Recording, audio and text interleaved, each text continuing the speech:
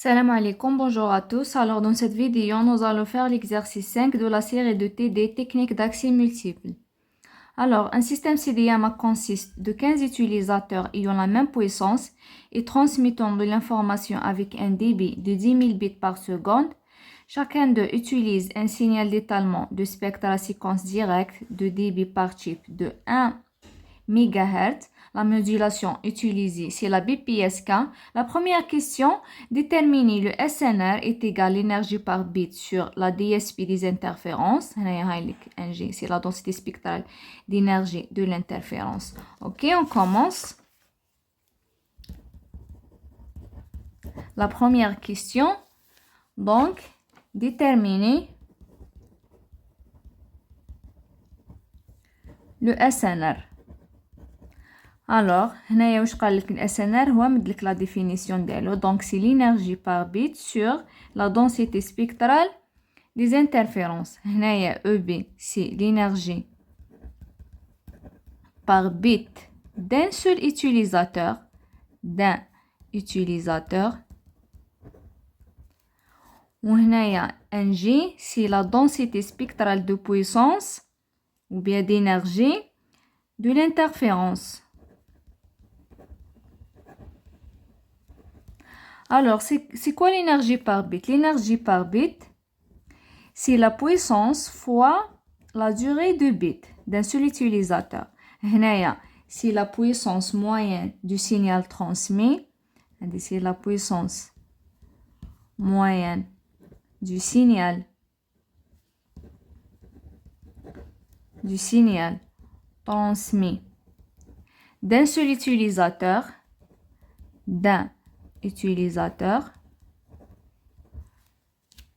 ou TB c'est la durée de bits.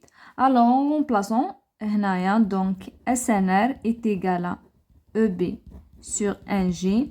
Donc en remplaçant, donc c'est PS fois TB. L'énergie ou bien la DSP de l'interférence, c'est la puissance moyenne des interférences. C'est la puissance moyenne des interférences sur la bande passante.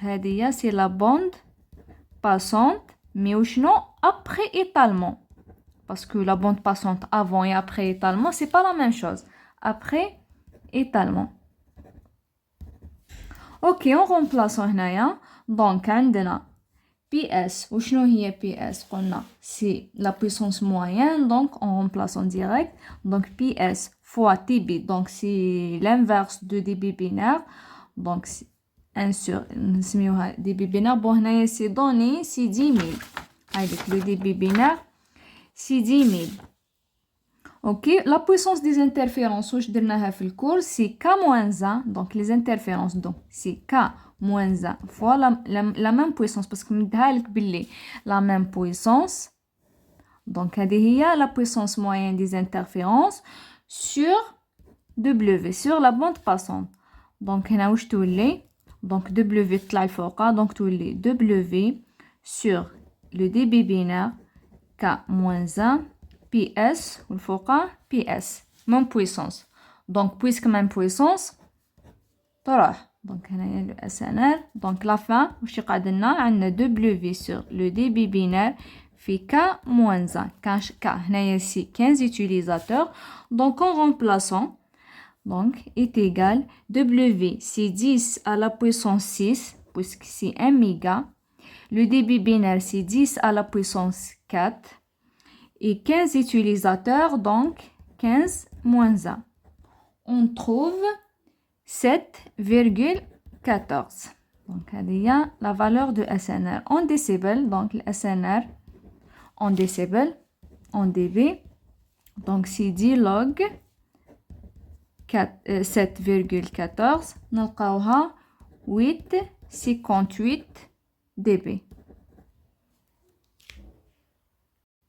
La deuxième question, quel est le gain d'étalement?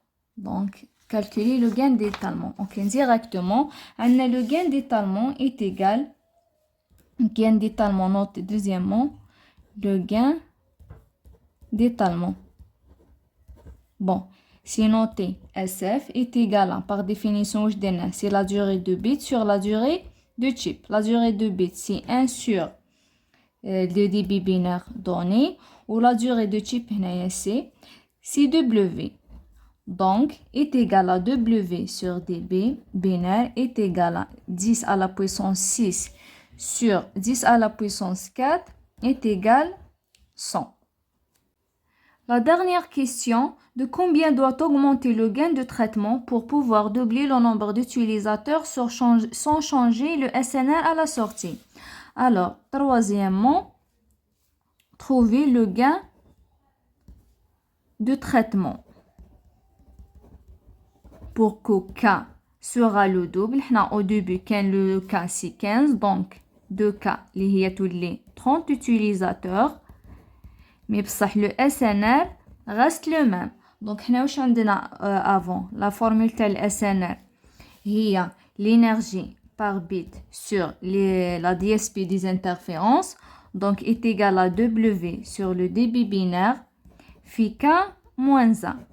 Donc, nous avons le gain de traitement. Le gain de traitement. Donc, le gain de traitement, donc, le W sur le débit binaire est égal à l'énergie par bit sur NG fois K moins 1. On le remplace direct. On a inchangé, c'est-à-dire 7,14 fois K 30. Donc 30 moins 1, donc 29.29.